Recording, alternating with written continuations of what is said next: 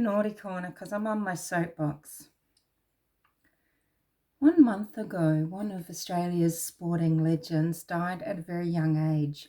Shane Warne passed away of a heart attack in Thailand.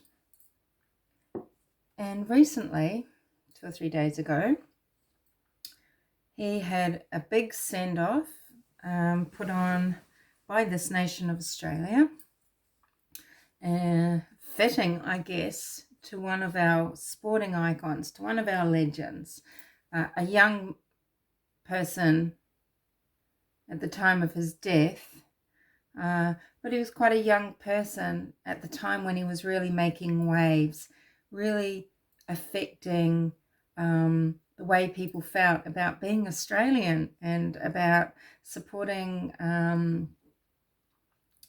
their own country in their endeavours, right? He was young and brash. He was the spiky-haired blonde dude that would always wear the coloured zinc, and he wasn't one of these flashy fast bowlers of cricket. He was what's called a leggy. You know, Australians, they abbreviate everything. So Shane Warne becomes Warnie, and a spin leg bowler becomes a leggy. And he cemented himself very early on in his career as an absolute legend. And I think he's a really nice guy. Even though he's been embroiled in a few scandals, he had famously an on-off relationship with his wife, Simone Callaghan. He, with Simone, raised 3 beautiful children who are in their young 20s now, 2 girls and a boy. He quite famously had an affair with Elizabeth Hurley, the sex pot from the UK. And he's just someone that's, just part of Aussie culture, kind of, right? And it was a shock for people when he died. And in pre-COVID times, definitely there would have been a big state funeral for him and lots of celebration of his life and this community grieving, And this is what's happened. The MCG, which is the Melbourne Cricket Ground, was host to this huge event. 50,000 people. We have performers there and people giving tributes and performing via the interwebs. So, Elton John, Kylie Minogue, Hugh Jackman, all of these people. Chris Martin of Coldplay sang Yellow, I believe. I didn't actually watch the ceremony. I've seen the highlights. And all of his 3 children spoke. And it was a chance for sports fans and just people that enjoyed watching Shane Warne and everything, chance for them to come together, grieve, celebrate, etc., right? What an event. It's really rough because we've come out through this COVID times where there's still travel restrictions, and during a lot of the lockdowns, people had to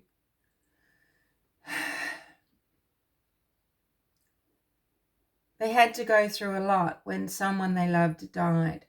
Mother, father, brother, sister, friend, aunt, uncle, etc. We had the situation where you could have 5 to 10 people, and 2 of those people were probably staff from the funeral director business that were performing performing the ritual, taking care of the physical side of things too, I guess. But you'd probably have no casket, no coffin. The person, if they were being cremated, might have that done without any family or loved one representation at all. They might go to the cemetery on their own and be put in the ground completely alone. And people who did manage to make it to a funeral service because they were lucky enough to be in the same state at the time, they might have only been 5 miles away, 1 mile away. Even in Australia, we've got a street which creates a barrier between Queensland and New South Wales. If you were on the wrong side of the street, you wouldn't be able to go to a funeral. So if they're lucky enough to go, they would still be wearing masks, weren't allowed to hug. Perhaps the funeral was being video streamed for others, because we're told, think outside the box, right? And we know that, these rules were for everyone, and mostly they seem to have been followed because Queen Elizabeth II had to bury Prince Philip, and she said goodbye to him in St. George Chapel, sitting alone. Maybe that's how she wanted it, because her intimate relationship with Prince Philip was, they had their own private relationship, right? But there were 30 guests. I mean, I guess the Windsor Castle Chapel is rather large. So there were 30 guests. But, that was different to what normally would have happened. There would have been a huge funeral for Prince Philip, parades, etc.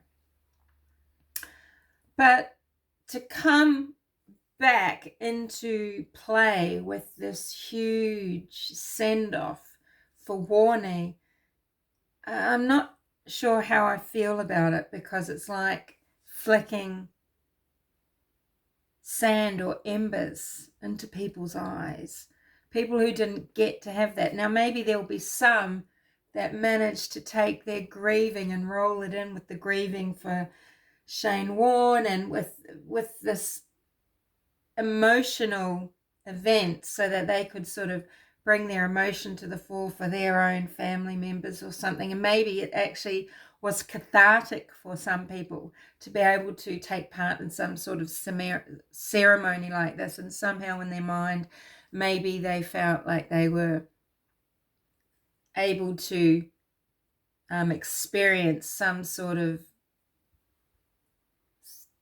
goodbye for their own people that they didn't get to have. But I feel, sport in Australia, it's just up here. It's put up here on a pedestal, right? And, during a lot of lockdowns and restricted periods, we're still having a Brisbane cricket ground game of 50,000 people for the rugby, but we can't go and watch an acoustic guitarist in an intimate setting of 20, or hear some classical music, or go to a jazz concert.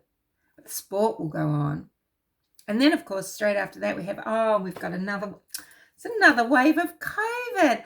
Oh, this is convenient for the people that want to take away your human rights. So I'm really conflicted about it. I feel like it's something that maybe should have been, on one hand, yes, you need something to be able to boost people up, and especially when they've lost someone that has meant so much to so many, made such an impact, really beloved guy, kind of like our crocodile hunter Steve Irwin, right? But on the other hand, people never got to give their father the honourable memorial or funeral that they deserved, that their father deserved. People couldn't come in. You've got families that might have 8 children, 6 of them could go because 2 people at the funeral had to be staff. How do you so many people have had to say goodbye to loved ones, and they didn't get to have this big send-off, everyone together, hugging, laughing, crying, supporting each other, and honouring the person that's gone. So it feels pretty sickening on one level. And I wonder if it should have been a little more sensitive and subdued, with maybe a more intimate family gathering in a chapel somewhere, maybe with some people that were important in Shane Warne's life and people that were close to the family, that was televised, would have been more sensitive. Now, I want to talk about another thing that I feel a little upset about. This is in America, in Florida, where a bill has just been passed. It's been dubbed the Don't Say Gay bill, and it is a bill that says no, you can't teach kindergartners, teach primary school children about sexual orientation and gender identity. This is fabulous. But now, the people that are rocking the boat about this, that are making the most noise and protest about this, listen up. Take note of who these people are. These people are Disney employees. Yes, woke Disney employees that want the right through their Disney institutions to implement as curriculum teaching your child at 3, 4, 5 years old about sexual orientation, about gender identity, right? This should piss you off. Now, you can't tar everyone with the same brush. It's that has stopped male teachers going into certain professions, going into, say, early childhood professions, teaching, etc., because they can be tarred with the brush of the abuser, of the predator, of the pederast, and so they get completely put off. So there's less and less male role models for your children in these teaching institutions, from usually from kindergarten up to sort of high school. Now, don't worry though, because that vacuum left by the actual predators of the male gender, that vacuum's just filled by female predators. So don't worry about that. So I say be awake, don't be woke. There was a comment on one of the news stations' YouTube videos, announcing this news. Someone said, oh, Walt Disney will be turning in his grave. And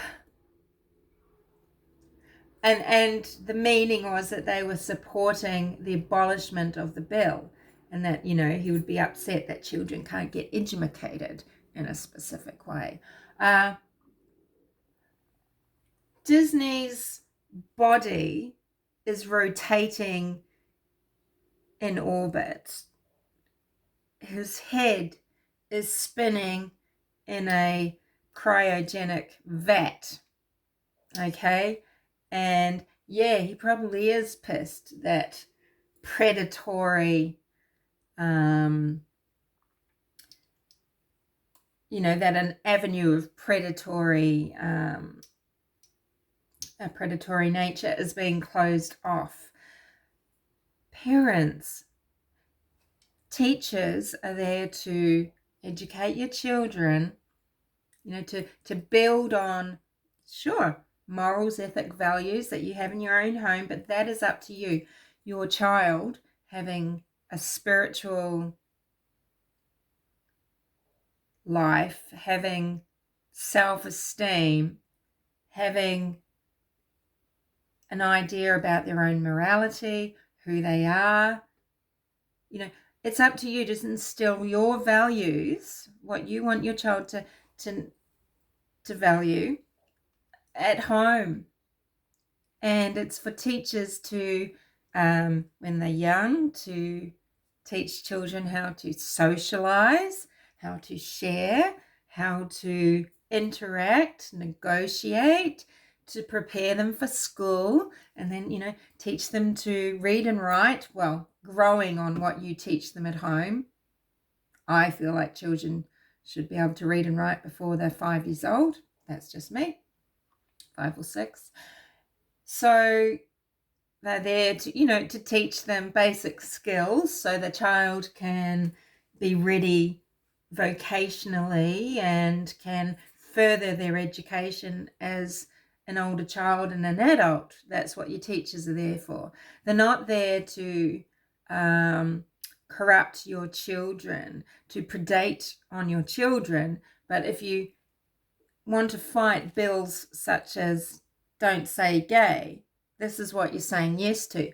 You are saying, see, people that want to be predators will put themselves in positions where they have the resources they want, which is your children. People want to take your little Jimmy and say, baby, you're a girl. Yeah, you're a girl. Look how pretty you are. Go tell mummy you're a girl. Little children experiment. They need to be given the freedom to decide who they are as they grow, to develop their own sexual orientation, their sexuality, their gender identity, and whether they're a unicorn or a girl rather than a boy is not something that you want planted in their brain by strangers to you and strangers to your home.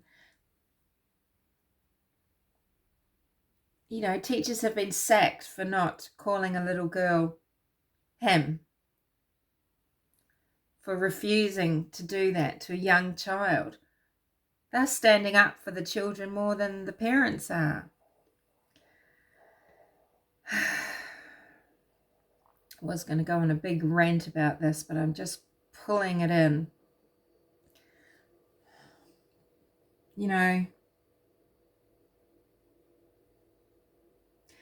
Don't allow others to groom your children as a matter of law or legislation or curriculum, because that's what people want to do. They want to groom. It's one thing just to be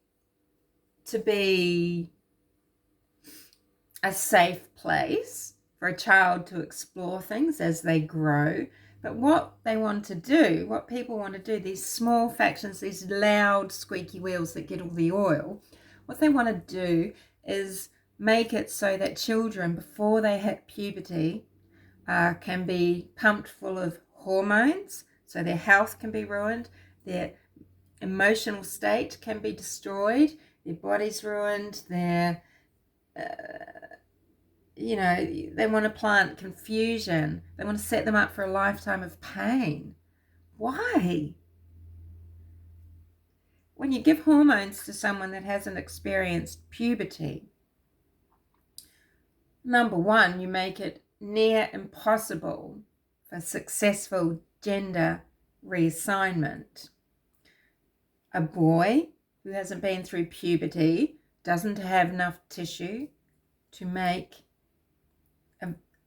a pouch, and they will go through operation after operation after operation, because the doctors that perform these operations always fuck it up because it's under insurance, and they'll get another opportunity, another go at it. So they'll stitch things wrong or whatever. The child will always end up with some sort of fissure. They end up in pain. They don't have the pretty vagina that they wanted. They are forced to insert things to try and keep it open just so another appendage or something can enter it. And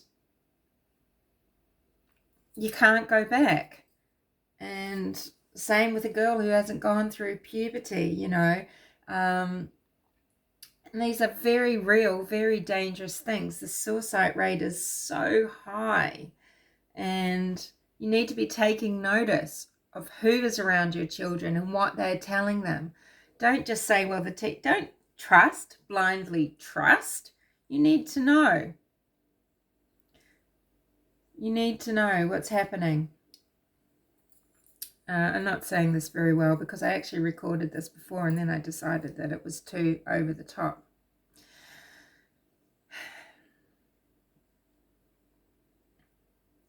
It's up to parents to instill self-esteem, to make a safe space for their child, but too often a little boy will put on the tutu and suddenly they are ultra woke. The ultra woke parents are saying, are you a girl today, Jimmy? Yeah. Jemima? Oh, I'm so accepting. I'm so cool. I'm so open-minded. And then little Jimmy just wanted the attention that he got, or the smile, or he liked the sensation of the wearing the tutu, or he just loves having long hair because he likes to play with his hair. It doesn't make him someone that wants to grow up to be a woman. He can't possibly understand what that means at 3, 4, 5, 6, 7 years old. And yet people in these schools that want to talk about gender identity and sexual orientation, they are gunning hard to win the right to pump your child with hormones and screw them up forever, to groom them by talking about sexual things with your children so that children think it's okay to talk about their bodies. This is predatory behavior. Predatory. This is going beyond schools paving the way for discussions of sex education with your child, with your teenage child. Now, we might know that for some children it might come too late to learn about the birds and the bees at 12 years old, but we need to imagine that you have, in a healthy way, had little talks based on your child's, mental development as you go through life, so that maybe they're a little bit aware, and so that they have good self-esteem and a good feeling about their own body, their own skin, being in it.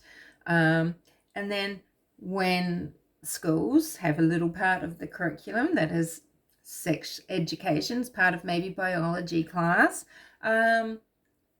it's just adding on to that, and it's just telling them about the biology of the human body, and maybe talking a little bit about relationships and about boundaries.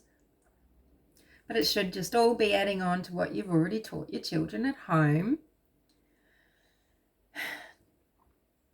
And so for some children, yeah, sure, they are already active in various ways at, very young ages. And for some, it'll be necessary, because they won't be having the talk with their family. But kindergartners, primary school teachers, children, you want these educators, these people, these strangers to your home, to be talking to your children about God knows what. You'll have no idea how far they'll take it. Do some research and see what's been going on both sides of the coin. It's absolutely devastating for many people involved. On a funnier note,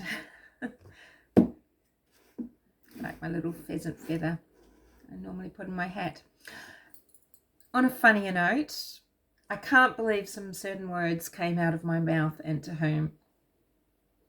So the other day I was walking in an area where there is kind of a little valley where a train goes through, and I saw across this little valley a blazing fire, and it was dusk, so I could see, but it was becoming dark, and I thought, shit, that looks like it's going to catch fire to the fence that it's next to. I couldn't tell how close everything was, and the fence had a bit of a cinder block, but then it was timber, and there's a tree above, and the house behind it's just an old timber villa.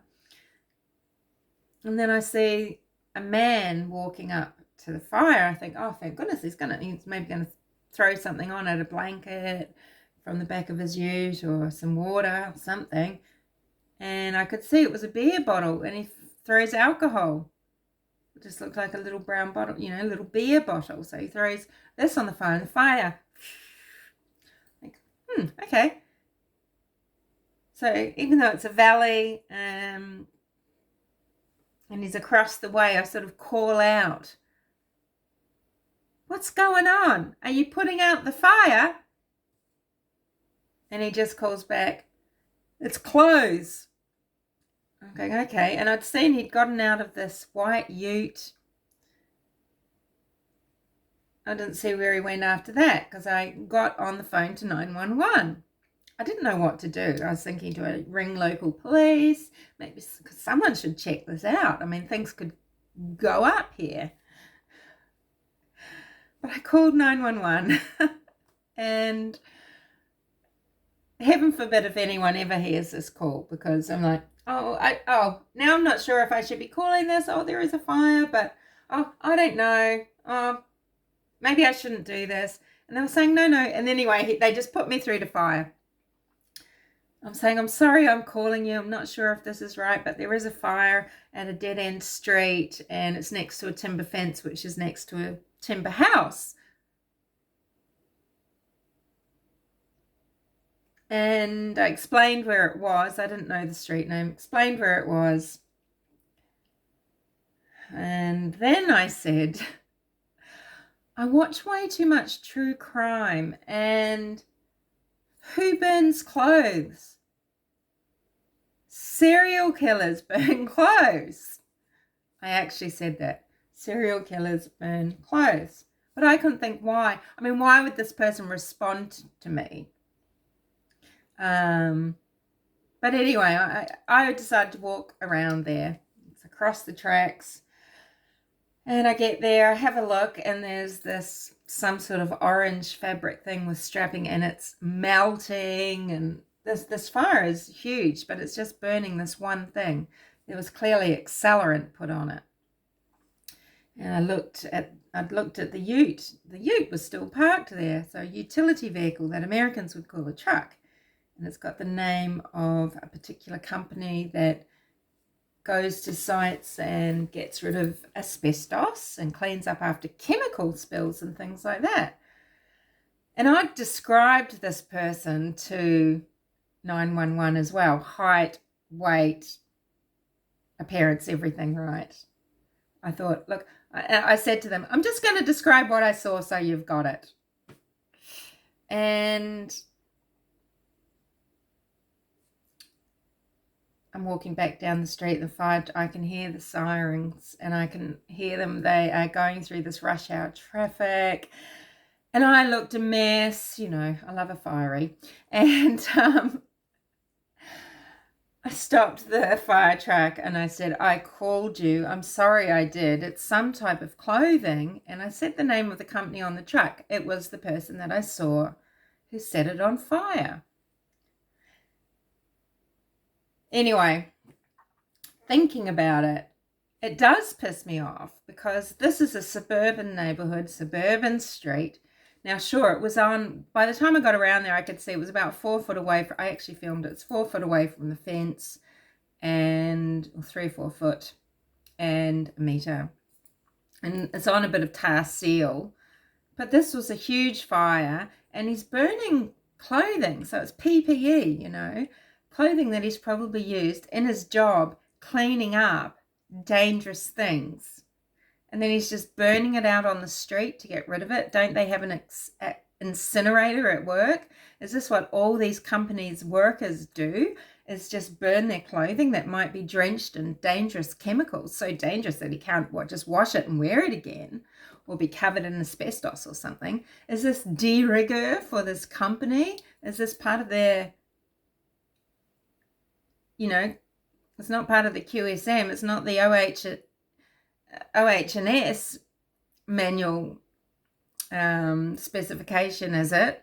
To just burn their chemical-laden clothing out on the street? I don't know. It's way too strange.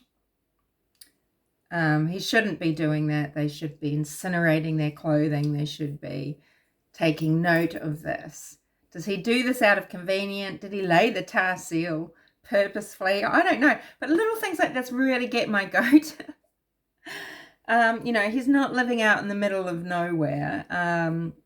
He works for a company that supposedly have high standards. You read their website, the high standards about, you know, how they run their projects to make things safe for businesses, communities, for industry, rules, regulations, ISO this, that, the other, right? And yet someone has burned clothing, and probably then not for the first time. It was safety clothing, I'd say, of some sort, and he's just burning it on the street. So it's about more than just... so he probably was right there inside that house that I thought might catch fire. He was probably going to put this fire out just like he might have many other fires there, right? But anyway, it pissed me off. So yeah, I'm one of those really annoying citizens that now rings 911 to dob on people in suburban neighborhoods that are burning items of clothing. But no, it just deeply worried me. I do call the council quite a bit, I have to say, because I do come across a lot of hurt wildlife and things like that. And that is what I'm normally reporting. I'm not usually reporting on my fellow man, because I don't believe in this citizen against citizen state and that sort of thing. I think the right to privacy and to live one's life is something that we all need to fight for. So, you know, yeah. And the fireys were cute too. Yes, they were. And I was looking like an absolute slob. So, yeah, that's just what I wanted to talk about. What do you think about having this big national celebration, indeed, for someone who is a national hero, a sporting hero? I mean, look, I watched the New Zealander of the Year awards, right, where Tātipene O'Regan, and it's great that he's got the O there. I was just listening to Navalis saying that if you dropped the O, it meant that in hard times you bowed to pressure to denounce your heritage, your Irish heritage, so that you could get in the soup lines. And he was trying to say that, look, if an Irish person of, you know, person of Irish descent has a name that would normally have O, then it means that they denounced and they took the soup. Well, actually, it means that some people might have been savvy enough or whatever to add the O back in subsequent generations. Anywho, and he received his cloak and his award and was in, you know, and gave his speech. He was in some sort of waiting room with just a few people. There wasn't any hongi, and the people making the announcement were sort of set up on a stage, the auditorium, but there was no one there. This is New Zealand, though, so they're a bit more strict than Australia, but Australia's not far behind.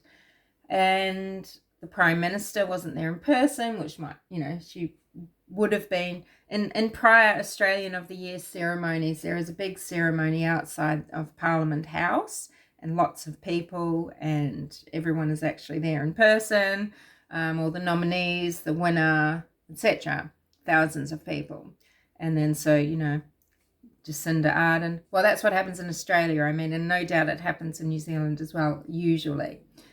Jacinda Ardern just made a speech over, you know, shown as a video, and then Tātipene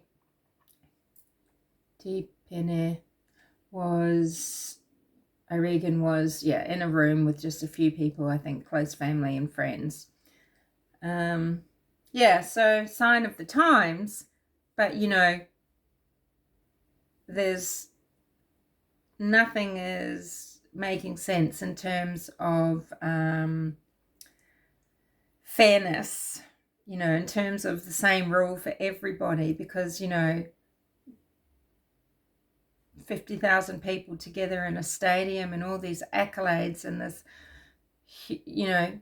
and juxtaposed against people that can't even hug to say goodbye, saying goodbye to someone.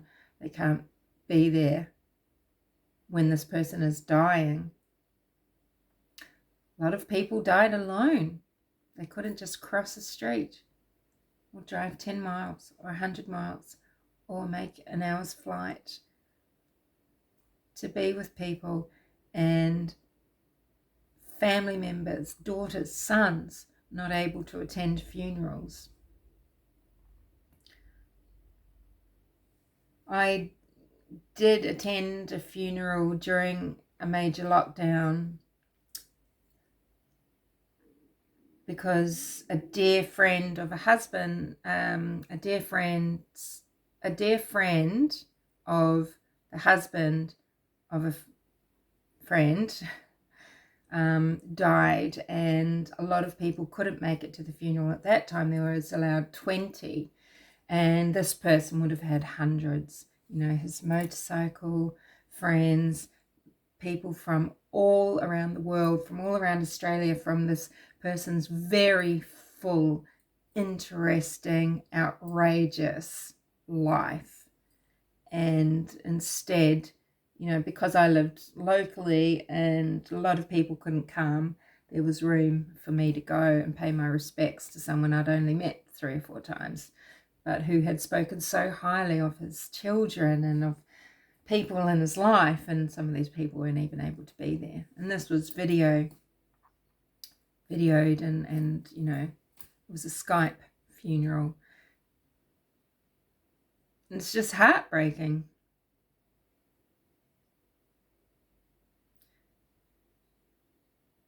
Anyway, what do you think about all of that? So we've got to protect our own children. Don't be bullied or manipulated into thinking you have to, that's the right thing. It's just how life is now, and it's just only bringing to light truths about human nature and everything that we just didn't talk about before.